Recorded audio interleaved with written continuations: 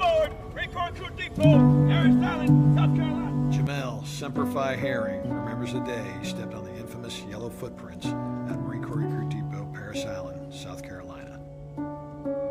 Leaving for 13 weeks and training in the hot, humid, swampy lands akin to the depot was an idea from a good friend of his, Stephen Brown, in an effort to start something better for himself.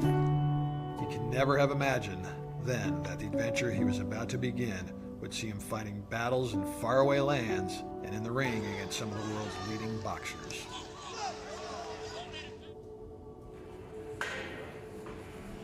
In the breathtaking altitude of Colorado Springs, Colorado, Herring wakes up every morning to spend what seems like an entire day to train vigorously. His schedule is fine-tuned to prepare him for the bout on November 9th against his mandatory challenger, Lamont Roach.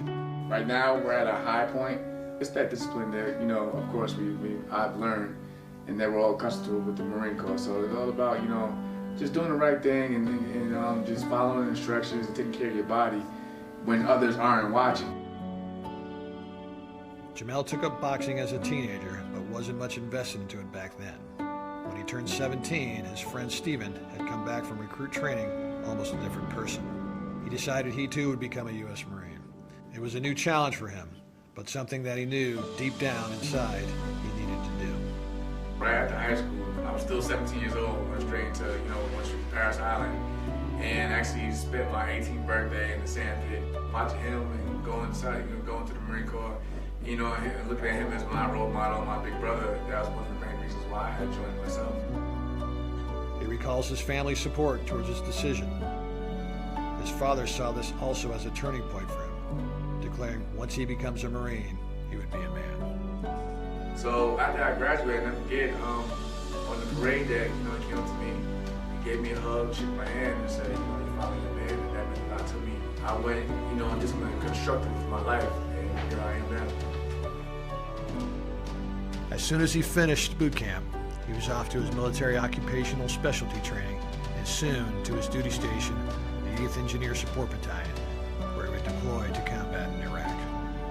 During his second deployment, he served as a gunner on top of a Humvee. The perspective he saw during this deployment made him appreciate life and realize he needed to do something to help understand his purpose. I think it's when reality definitely struck, you could be here today and gone tomorrow, so, value what you have now, because you just may never know what may happen. He found boxing to be his way of self-expression and dedicated his time back in garrison to develop his skill. He quickly rose through the ranks in the Marine Corps boxing team, landing a spot on the national team, and even becoming captain of the U.S. Olympic boxing team in London 2012, where he would also be the only active duty Marine to be part of the team.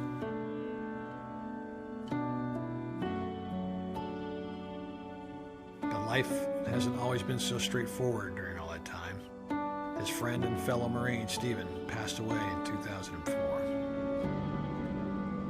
And once again, in 2009, life events would push him back into the corner. Finding his baby girl, Ariana, breathless in their home. She had passed from SIDS. I was home, and I was actually downstairs in the living room, just, having a regular night, just enjoying TV, and I'll never forget it.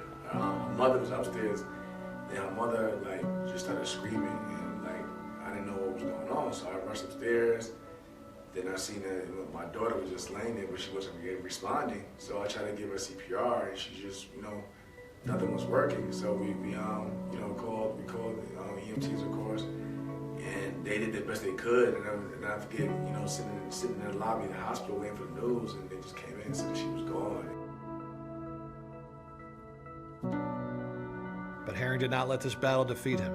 He trained harder, holding on to the spirited guidance his beloved Ariana would give him, knowing she is always there to watch over him. She is right next to him every time he steps into the ring, so he always has to bring his best.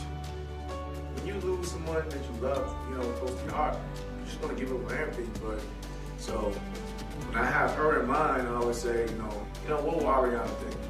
My daughter's a Marine, and all of the Marines who basically look up to me to this day, they play a big part of what I do, because I feel like I'm pretty much the only Marine on that platform, at least for boxing, that's really representing, so I have to give everything my all.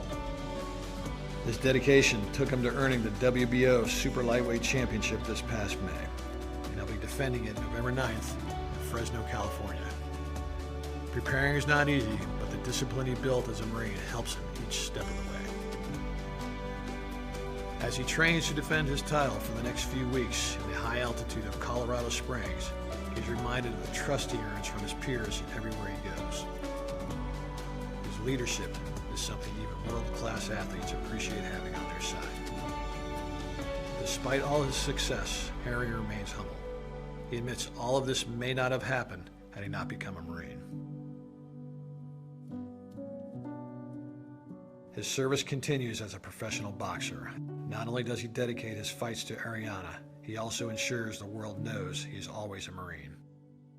In a way, his career highlights the qualities embedded to all Marines, which make men and women successful regardless of what they do after their service.